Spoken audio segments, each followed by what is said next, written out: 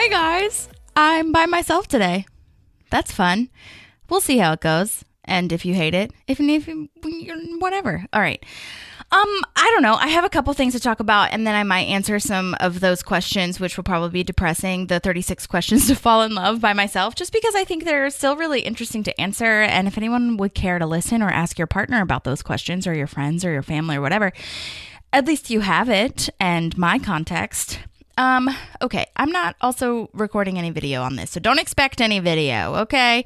All right, first things first, what's happening in Israel and Palestine is terrible, and I don't understand why it's not easy for people to just say what I'm about to say, which is that I don't have enough fucking information to take a crazy stand on the sides and the knowledge of the things, okay? I don't understand why everyone thinks, I mean, I get it, free speech, whatever, but that free speech has consequences and you don't know what you're saying. Like, read a fucking book, bro.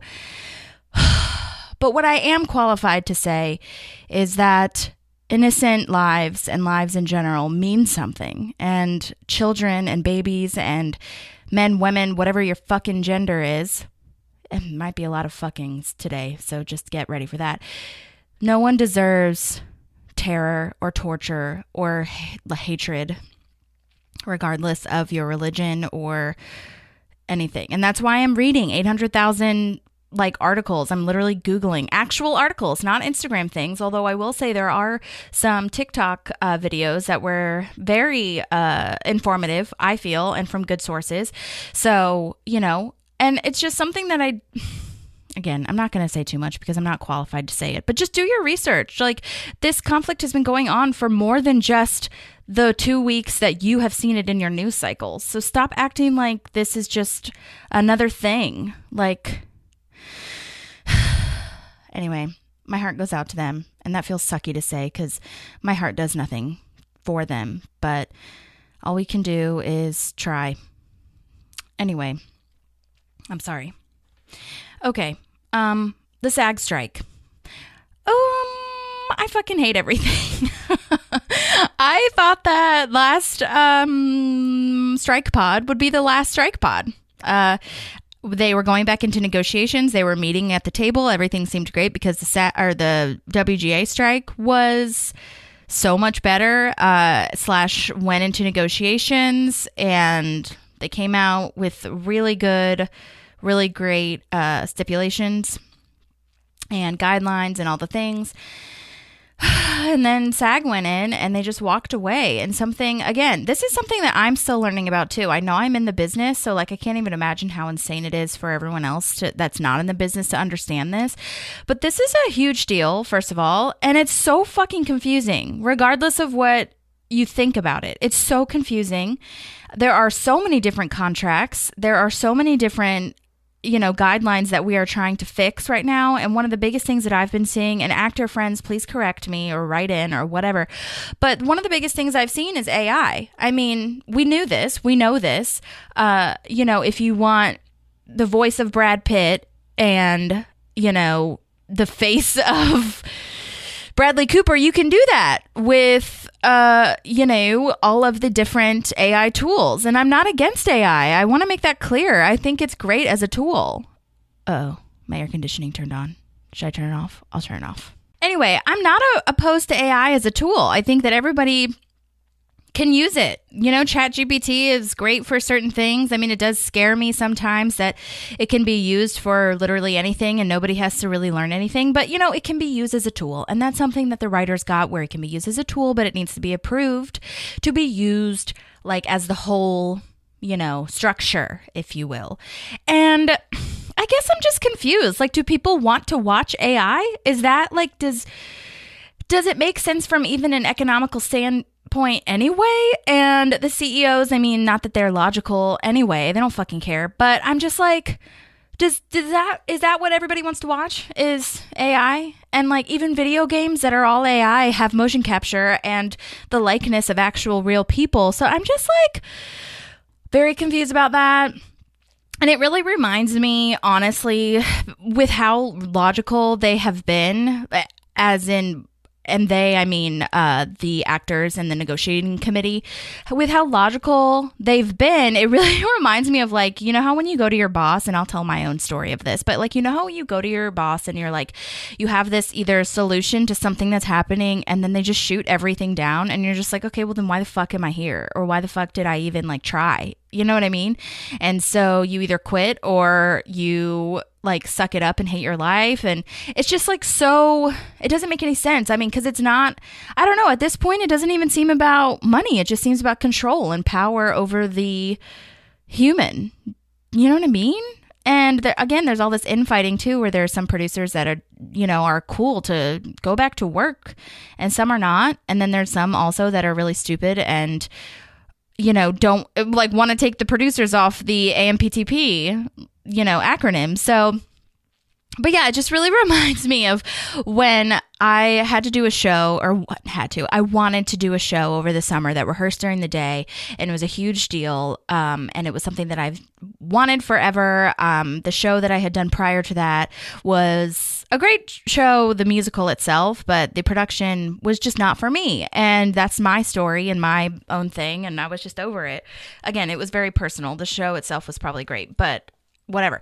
Anyway, I had been wanting to be in a more professional production. I wanted to have a day job where I get paid to do what I love to do. And I actually had lines. I was like semi a lead and all these things. And so obviously me as an employee, as a decent employee, I would hope, was like, here's A, B, C, D, E, F, and G of the different solutions that we can take to the table and how we can make this work, because it was only for 3 weeks. I only needed to be out of the office for 3 weeks. And then I was going to come back and work and do the shows at the same time. I just needed to be gone for rehearsals. And I took all of these amazing, at least, okay, maybe I'm being too much. I thought they were really good, amazing solutions, okay, and totally doable. Because it's not rocket science. It's just not. And I was shut down at every turn. And more than anything, and this is why I'm telling this story, honestly, more than anything, I was confused. I wasn't even mad or upset. And this is kind of where I am with the SAG strike. Like, obviously, I'm pissed and whatever, but like, I've felt those emotions many a time during this whole strike. So, like, yeah. But now, more than anything, I am just fucking confused. I don't understand. I'll never understand. I don't think there is anything to understand. I don't know if there's logic behind any of this, from just walking away to all the compromises that you fucking already had. So I'm really confused. And for my personal sake, like they had to come up, my bosses had to come up with their own solution that also worked for me. And that's what's probably going to happen on this side, where if the solution that my boss had presented didn't work, I would have had to, you know, keep arguing, or arguing is a strong word, keep compromising, but like they have to do what they have to do. And it worked for me, even though it was not my choice and it actually made their lives harder. But I mean, it worked. And also, I mean, I was prepared to quit. And that's really what they actors are willing to do right now. We're willing to, I don't want to say take a stand, because whatever, but that's true too. Like, I was willing to quit because I knew that what I presented would have worked. And that's kind of the equivalent in my head of what's happening now. Like, we know the consequences of what we're doing, and it's worth it. So I wonder if that's what's going to be similar here, where, I don't know, it's just not going to be our way.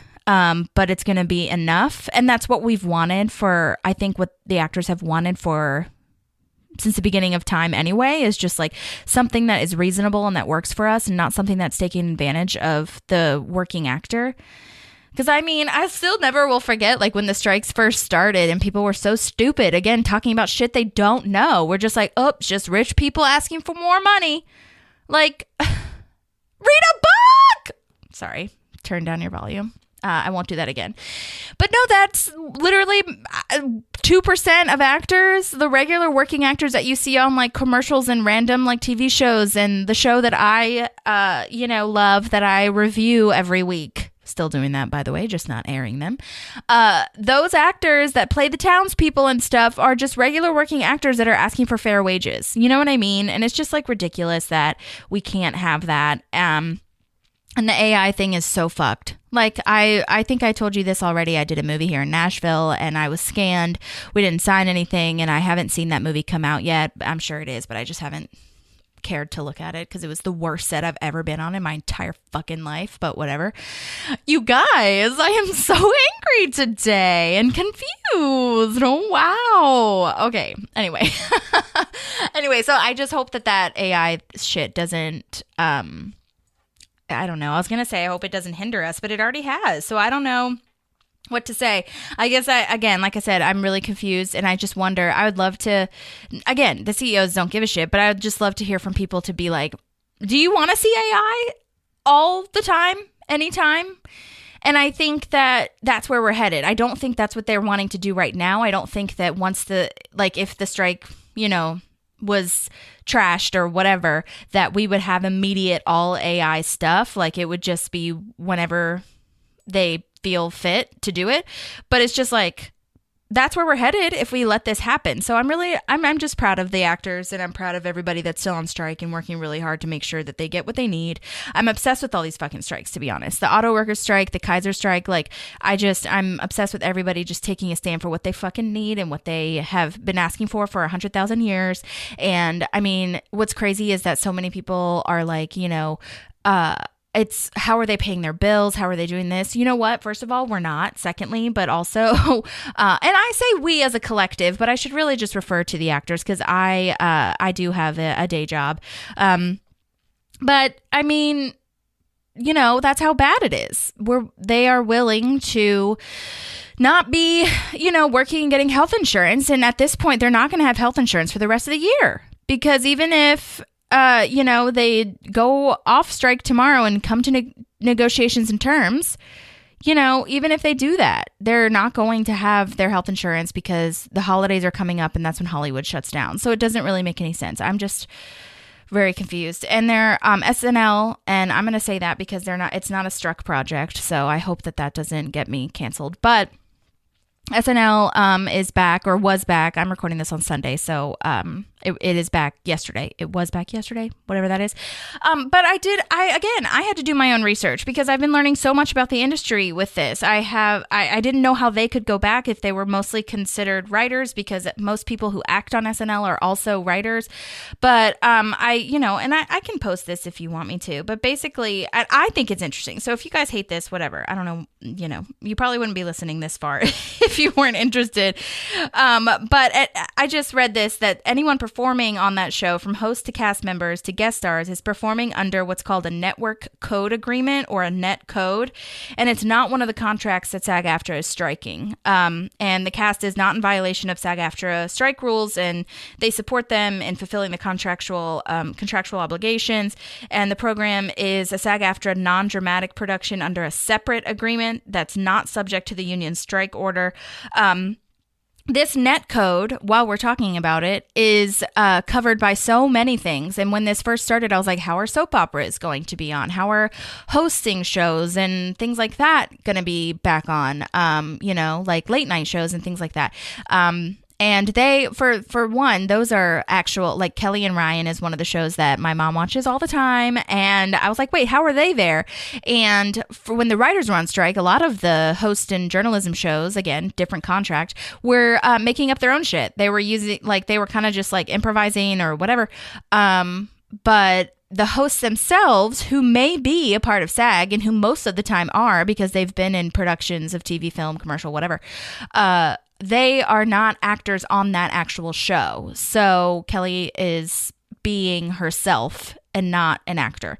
And for those of you that are actors, obviously I've explained this, you guys have explained it to me and we've talked about it before, so you can fast forward a little bit.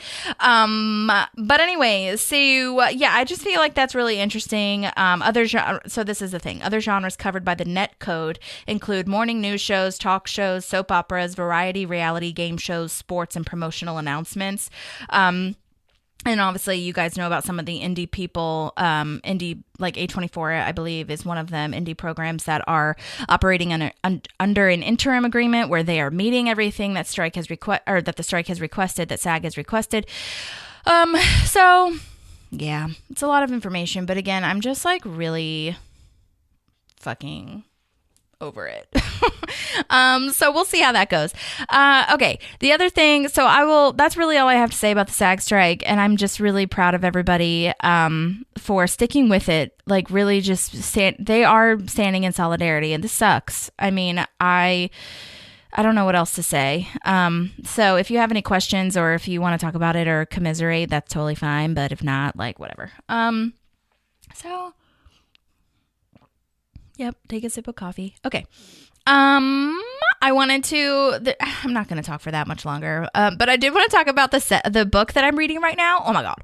It is called The 7 Deadly Sins. It's called On Our Best Behavior, The 7 Deadly Sins and the Price Women Pay to Be Good. Oh my God, by Elise Locan. Oh shit, I don't know how to pronounce her name, but she's amazing and you should follow her on Instagram. I'll tag her, but she is amazing and I love it so much and I can talk about it all that I want because it's a book and not something else. Okay, so first of all, the 7 Deadly Sins are not even in the Bible. Wow. I did do my research and I looked that up after I read it because I was like, no. That's crazy. Obviously, the 10 Commandments are, whatever. But the 7 Deadly Sins were something that were actually started by a monk who was trying to put language to his feelings of like what he felt were sinful. And then the Catholic Church took that on. And that's one of the reasons why you go to confession and you pay to get to heaven so that, you can say, I've sinned. And I felt envious today. I felt X, Y, or Z today. And that's not even in the Bible. And I just think it's insane and amazing that they have recreated this rhetoric to be serving the church monetarily, by the way, not spiritually. And so that's really fascinating. But also, this book really talks about, in the first chapter especially, like the patriarchy from an academic standpoint, like no matter where you are with what you believe about feminism or whatever, it's still really interesting to see how, the patriarchy began from, just a learning standpoint and from a historical standpoint. It's really fascinating to me. So yeah, and it is interesting. I mean, this is why I struggle with the Bible because, Jesus didn't actually write the Bible. These are all accounts from other people. Like if he had written it, if it was his diary, sure, let's talk about it. But and they're all different. I mean, the Gospels are all different because they're told from different people. So that's where I struggle a lot with the Bible itself. And I'm just saying this as my experience, you guys. You can say whatever the fuck you want to say. It's fine. But you guys should really read that book because men, women, whoever should really read it. Maybe it's on audiobooks or something that will help you understand a little bit more. But it's really fascinating. And it talks about all the sins and how it's really impacted women, especially in our culture. Again, from I think an academic standpoint, she has so many different people that she's interviewed and she's researched these things with, actual academic studies. And I think it's just really important. So go follow her. She also has a podcast, so that's intriguing. I also really want to get into Ayurveda meditation / the lifestyle, so I've been doing a lot of research on that. So if anyone knows anything, let me know. And also, Elise, the one who wrote this book that I'm talking about, talks very much about doing like drugs and stuff to get that's the only way I know how to say it, but doing drugs and stuff to get into the idea of releasing your mind. She did the MDMA thing, I think that's what it's called, which is like the medical grade of ecstasy. You do it with a trained psychologist. A lot of them are underground and kind of guided through that. And I think there's just what's so fascinating to me and what I'm reading right now also is how much our body holds from trauma that has been in past. And we know this, we all know this, but we can't put our finger on why our body is feeling this way. So I feel like that's really interesting to explore. And if psychotics are the only way to figure it out, then, I'm all for it, especially if it's guided. You know what I mean? I just, it's scary, of course. It's very scary, but it's also something that I think is scary because it's unknown. So I feel like I have tension in so many places that I've done a lot of work, especially like GI issues. Ayurveda talks about that a lot.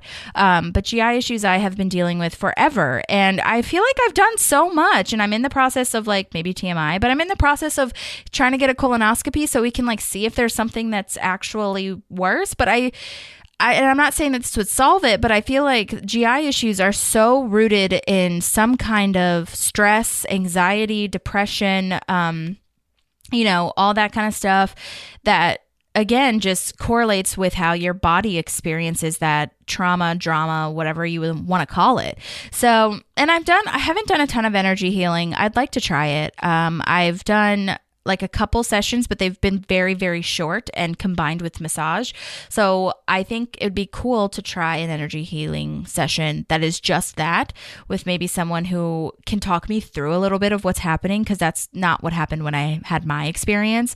It was more of like we ended the massage and then she just went into like straight into the energy healing, and I was like, and then it ended and I was like, oh, did we do it? Like, so I mean, again, I'm sure everybody has their own process and that's fine, but anyhow, so I thought that was really interesting as well, to hear about all those different kind of techniques to just live a happier life, because meditation obviously is important. Cold plunges are really important. Your nervous system is so complex and wild.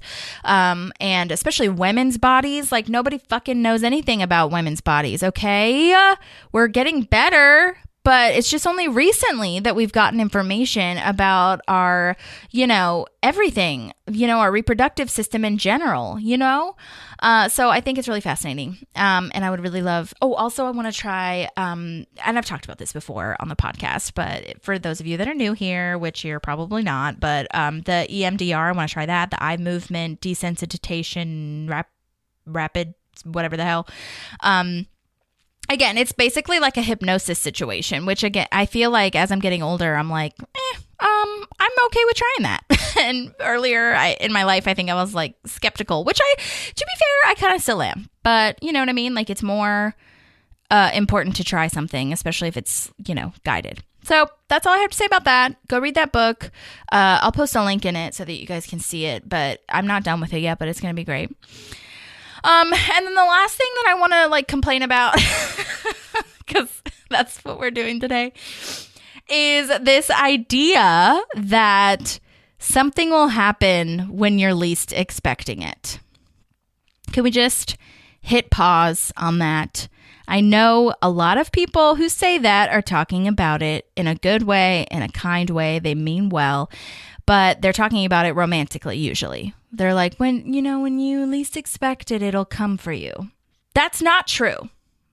In my experience, I'm sorry. But also in the experience of like so many people that I know who are still looking for romance and still looking for companionship.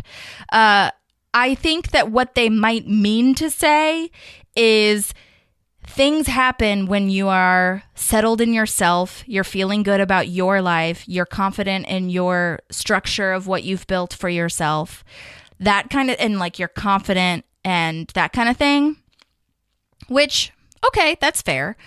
But it's just not true to, I have this like idea for a joke if I ever did stand up, and it's basically like saying that something like a romance or somebody's going to come into your life when you least expect it is like going to a restaurant, sitting down at a table and just expecting food to appear. Maybe that works for a breadbasket, but that's not sustainable, bitch. Okay? You got to ask for what you want. You got to place your fucking order and hope for the best and hope that it's good. Okay? Maybe that's not even a joke. That's just how I feel. Okay? So, and what's so funny, okay, you guys, I don't know how long this podcast is last. We're going to wrap it up, okay? But you guys, I have started scrapbooking lately. If I wasn't already, Leslie Knope, okay? But I've saved so many like cards and like, notes to myself and, tickets from when I've traveled and all these things. And it's been like so great to see all of this stuff and to actually have it displayed as opposed to putting it out in a box like Marie Kondo does. Like see the things that you're hoarding so that you can actually appreciate them. You don't have to throw them away. Just put them somewhere where you can actually enjoy what they have given you. Okay. But I have found quite a few diaries, notebooks, letters, whatever, and it's just like jogged so much of my memory. And I have always been a person to make the first move. And I know you guys that know me are like, yeah, duh, like you are fucking crazy, but not just crazy, but also like, determined, whatever the good word is for crazy. But I've always been the one to make the first move and always been the one to kind of like try to get things going forward. That's both in friendships, partnerships, whatever, business relationships, things like that. And especially if I'm passionate about it, because I personally don't understand the point of, I always go back to Hamilton and Burr because I consider myself Hamilton, where I'm just like, God help and forgive me. I want to build something that's going to outlive me. And Burr's like, no, I'm just going to wait for it. I'm fine. Like, we're good. I'm good right now. And I just like cannot relate to that. So there was really no point in saying that. I think it was just really interesting and something that I invite you all to do, to maybe look back at your old journals and maybe see how far you've come, because I've always been hard on myself and I'm learning that more and more. But something that was just really interesting to me to see is that I have always been the one to kind of take the first stance and try harder, if that makes sense. And maybe I do need to have a little bit more balance about not doing that, blah, blah, blah, play the game a little bit more. But to me, if you're passionate and you like someone, whether that's friendship wise or romantically, like, I don't understand. Life is so short. Just fucking say it. I don't have to ask you to get married, and I never have done that. But like, is that a bad thing? Is that why I don't have the relationships that I'm wanting to have? Or is it because I just haven't met anyone on that level that does that? You know what I mean? Okay. That was, something.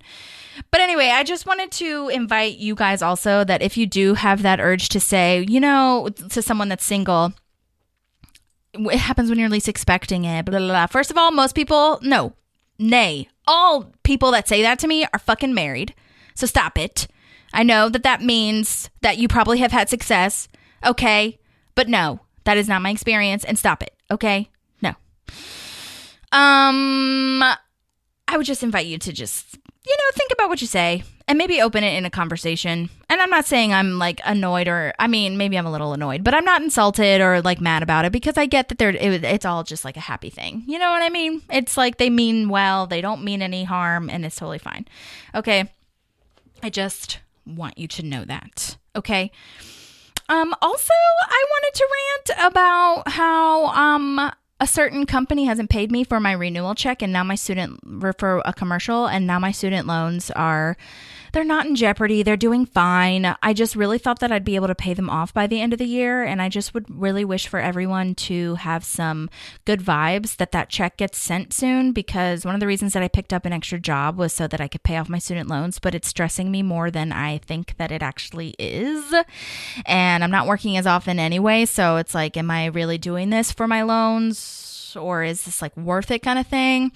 And I'm just frustrated for everyone that has to pay student loans, but I was hoping that it would be done by the end of the year, and I just don't know, because especially for non-union people like myself, for SAG too, but for non-union people, it's really just a hurry up and wait situation.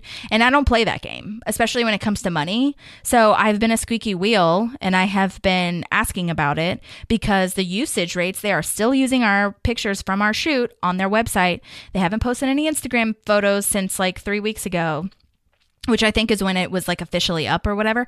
But I'm not saying the company, calm down, everybody. I'm not doing that. I'm just saying, can you send some good vibes so that fucking money gets sent to both me and my agent, so that we can live our happy lives and I can be free of these loans. Also, I said it was going to be the last thing, but also I saw this TikTok that I shared with the character actors who have been on the Strike Pod. Hi, Chris and Mia, if you're listening. But I shared this thing that I knew, but it was nice to be reminded of. Did you know that when you're in a scarcity mindset, funds, if you're, really low on funds that week and you're just trying to survive, if you're trying to apply for jobs, and again, you're in a scarcity mindset where you're like, I need to get out of this job right now, I hate everything, you're only going off of your emotions for that reason, but also your IQ goes down when you are living in a scarcity mindset. There have been studies and research shown that when you are living in that survival mode so intensely, you are not able to make your decisions because you literally can't. Your brain is literally running off of your emotions and your feelings and not logic. So, and the way to combat that a lot is doing a lot of the things that we already talked about, like meditation, getting your nervous system right, whether that's like putting an ice cube on your face, which is really helpful, or taking that actual cold plunge, like journaling, all of the good stuff, whatever. But I just found that so fascinating because I think so many of us are feeling that. I mean, I am. Maybe it's just me, but I do know that a lot of people are feeling overwhelmed right now. I don't know if that's this season or what's happening, but it's this weird push and pull I feel too, where it's like we're feeling really overwhelmed because we're doing 800,000 things, but yet feeling stagnant at the same time. And so there's this like weird, ends of the magnet where you're like, but I'm doing 800,000 things. Why aren't things solved? Or why aren't things moving forward in a way that I wanted? You know what I mean? And so I think that's really interesting. I think there's a lot of planets moving, all that stuff. So if somebody with astrology information has more, info on that, please let a girl know, because I do think that is a part of it. Also, obviously, it's getting darker earlier, especially out here. It's been dreary for like 3 days straight, so whatever. But it's just fascinating how everyone is kind of in this moment. And yet we're all separate, aren't we? You know what I mean? Let's try to be a collective here, okay? All right. So those are those things. I'm going to answer 1 or 2 questions from the 36 questions to fall in love. Oh my God, this is depressing. This is so depressing to answer this question by myself. Okay, so we're in set 3, question 2. Complete this sentence. I wish I had someone with whom I could share ... Okay, I'll try to be serious about this. I wish I had someone with whom I could share I guess my life? ? But when I say that, I more so mean like a partnership where we're both supporting each other. I also wish I had someone who, and this is what I mean, like if I got really granular with it, I wish I had someone with whom I could share like movies or just like trying a new adventure without having to wait for someone else to be available, maybe in the friend group, or, like restaurants and things like that, or doing a podcast or, things like that. And I think it'd be really nice to just have like a partner, but like a partner that is, on my level. And again, if I got granular with that, it would be on my level that doesn't necessarily have to be the same as me. So like, obviously, we can approach situations in different ways, but someone who has just as much passion and support as me. Because I feel like I support a lot of people and I do a really good job, or at least I try to do a really good job of keeping in touch with people, supporting people in their journeys and dreams and all these things, and checking in. And I really need that to be reciprocated. I need a text back. I thought I could handle not getting text back, but nope, I need it. And I need you to confirm. And I need you to make plans too. So maybe that's what it is. I wish I had someone with whom I could share the responsibility of scheduling. Or, So I'm sure that I'll have more thoughts on that later. But, which honestly, maybe it's good that I answer this by myself, because everyone that I've been doing this with has partners. So I guess they could just say what they share in their partner. That's good. But that's not the point. So yeah, I think that helps. And with someone with whom I could share a great work ethic. Yeah, I think work ethic, support, trust. I wish I could share trust. Oh, that's it. That rings really true for me. That helps me. I wish I had someone with whom I could share my trust with. Oof, Lord. That's it. That gets me fired up. That's it. I don't feel like I've been able to trust so many of my exes, and they're not bad people. I just couldn't always depend on them. Sometimes that's with friendships too. I don't feel like a lot of the times, and maybe that is something I probably need to work on, but I want to be able to share trust and know that the reciprocity is there and that I can really depend on you. Okay. little therapy by myself moment. All right, last question, and then I'm just going to wrap it up so this can be a short one for you. Okay, number 3. If you were going to become a close friend with your partner, please share what would be important for him or her to know. Well, didn't I say that kind of? All right. If I were going to become a close friend with your partner, please share. That's the same thing. Am I just going to repeat myself? I mean, the things that I'd like for them to know is that I struggle with trust. I have some trust issues because of my past, probably. I'm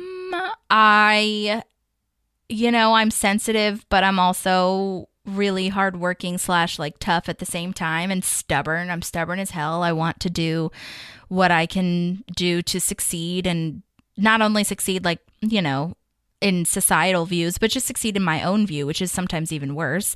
I also think it's important for you to know that I love cats. And if you don't love cats, or if you're allergic to cats, it might not be a good fit, because I plan on having a cat sanctuary in some other life or this life.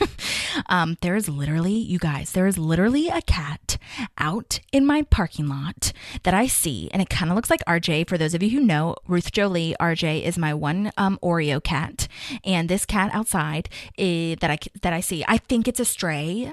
And I call her or him or whoever like Rocky because I see her in the rocks all the time on the side of our parking lot. And also she's a tough bitch, I think, or tough dude, broad guy, whatever, non-binary cat maybe. And so I think about Rocky. But anyway, so yeah, know that about me, that I love cats. Also, you should probably know / have some like semblance of knowledge about Leslie Knope. And I know that sounds so fucking crazy, but at the same time, you know how you go to the hair cuttery place or your designer, your stylist, and you show them a picture of like the thing that you kind of want in like visually in your head? That's what I feel like I'd be doing by showing Leslie Knope to a future partner. I mean, obviously I'm not as like, intense as her, although sometimes I am, and that's real. But I think that it would be nice to have a little bit of a blueprint for how I may see situations and how hard I work and how much I want a Ben in my life to ground me, but also support me and work together with me. So that's something I think it would be important for him or her to know. Also, what's really important, and most of you guys already know this, is that my family is really important to me. My mom and my sister are so close to me. And if you're not close with your family, that's not the end of the world for me personally. But you should know that I'm close with mine, and my mom will always come first. Or you'll be equal or something. But there's no world in which my partner will be like, I don't want to hang out with your mom. We can't hang out with your mom, which... If you ever said that about my mom, like, fuck off, bro. Like, you don't even know anything. But because no one would say that about her. But if that ever did happen, it wouldn't work. It just wouldn't be a fit. So that's something you should know. And I love my brother-in-law as well. My dad and I have a tricky relationship, but we're doing better. So maybe you should know about that. And that's if I was to become a close friend. And again, you already said the texting thing, to be a close friend. And this is a thing. I am very careful with my language around friendships and love. I don't say love often. I don't say I love you often to people, even friends, because sometimes I just feel like it's empty. And so and the reason I'm saying that is because this specifically says close friend. And that to me is different than friend with no close. You know what I mean? So if I was going to become a close friend, I think those are the things that you need to know. Also, you would probably know this already, but I'm a musician and an artist, and I'm sensitive, and I'm probably an Enneagram 4. So if that's important to you, whatever. But also, like, my music and my acting is really important to me. So, get on board with that. I love to read also. And if you don't respect reading, don't know what I can tell you. Also, oh my God, I'm going too far. I'll say a couple more things. But I think I covered what's important. But I have dated people that don't like to drink coffee, and it's tough. That's so stupid and dumb, but it is a thing. And sometimes they don't even respect me for drinking it. They're like, oh, you're getting coffee again. They don't say it that way. It just seems like that's how they feel. And they're just like so not open to trying like different drinks and things. And I'm just like, can you please just experience something? That's a small so insignificant thing, but it's real. Okay. Yeah, I think that's it. And also I really, that's it. No, I was going to add some other things, but no, you got it. Okay. Well, the next, let's see, I have 1, 2, 3, 4, 5, 6, 7, 8, 9. I have 9, questions left. And I think that it would be really fun to continue answering these questions. So hopefully there will be another strike pod where we can actually have this answered with other people, because the next one is tell your partner what you like about them. Be very honest this time, saying things that you might not say to someone you've just met, which Sean and I did that one. Basically, of like, give your partner a compliment, like who you're doing this with. First of all, I can't do that right now because I'm by myself. But secondly, like, wait, didn't we already answer that? I guess we would just say him again. Maybe I need a different person. I don't fucking know. But anyway, I think that's I think those are really cool answers for that, and something that I could answer. What's the next one? When did you last, I'm going to still answer these with other people if they come on. When did you last cry in front of another person by yourself? Let me rephrase. In front of another person? ? By yourself? ? I last cried, I think, in front of my mom on FaceTime. I think that's the last time I cried. Yeah, because of this role that I didn't get in a show. And I was like, should I even do this show? Because I was so done. And, take this for what you will. But I was really just done with being an unpaid ensemble member who can do more. And these people, and I'm like, I don't know, I guess actors and artists might understand this more. But I think if I could relate it to the corporate world, and not that a lot of my friends are in the corporate world, but if I could relate it to that, it'd be like, why am I not getting promoted? Like, I can do so much more. I have been here. You've seen me work. The production team knew me. And that's just how it goes, especially in the art world. Like, it's not like, your resume means something, but it's not like it's going to guarantee another job. So I was just so deadened because, and to be completely honest, I saw who did get the role, and they were not prepared at the callback, and they were not good. And so that was another reason why I was like, I fucking practiced. I did everything I was supposed to do, and I still came up short. And it just really hurt me. So I just told myself that was going to be the last unpaid ensemble role, unless I like really love the show and I've never done it before and would love to do something new. So that was a cry moment. And then when I cried by myself, okay, this might be embarrassing or like sad, or crying is sad most of the time. But I woke up crying like twice in the last like 2 or 3 weeks. I had this like crazy dream where I was like super hurt in the dream by somebody, like where I thought they cared more than they did. And I woke up crying. And usually, like, you guys, I'm sure some of you guys have woken up like feeling sad or wanting to cry. And then you're just like, oh shit, what was that about? But this time, these last 2 times, I actually woke up and then continued crying tears. And so, yes, I understand I need to go to therapy. But also, like, I just know who I am, and I know what I'm about. I've been to therapy 100,000 times. Like, I know why I was sad. I know some reasons why that might have triggered it, and dreams are unconscious or subconscious coming to life. So, like, there's that, and I'm not ashamed of that. But it is interesting to say it out loud. So anyhow, all right. Well, I think we did it. My heart goes out to everybody that is struggling, whether that's, foreign entities and strikers in the world, and people that are just feeling like, maybe not enough. Something's not happening. I don't know. Maybe I'm just projecting because I feel like I'm definitely in that thing where I'm just like, but it's not that bad, right? And it's not. But I feel like empty gratitude can only get you so far. I'm grateful for everything I've been given, and I'm grateful that I have this life. But, sometimes there is something more that you can reach for, and that is ambition, and that is kind of just how life goes. So I thank you all for sharing this time with me if you got this far, and if you are interested in coming on a strike pod, let me know. I need to fill up my roster. Or if you're interested in coming on the other show that I do about a certain show with Leslie Knope, and you watch that show Or even if you don't and you just want to analyze it with someone who does, it'd be really interesting to have those perspectives too. I know I probably talked really fast, so I hope that you can understand this. But yeah, thanks for being here with me if you're here. And leave a review if you haven't already. I really appreciate all the reviews and the love that we get. And thanks again, and have a good week. Have a good weekend. And this is me just inviting you to just do whatever the fuck feels better. You know? Okay. I'll talk to you soon. Bye.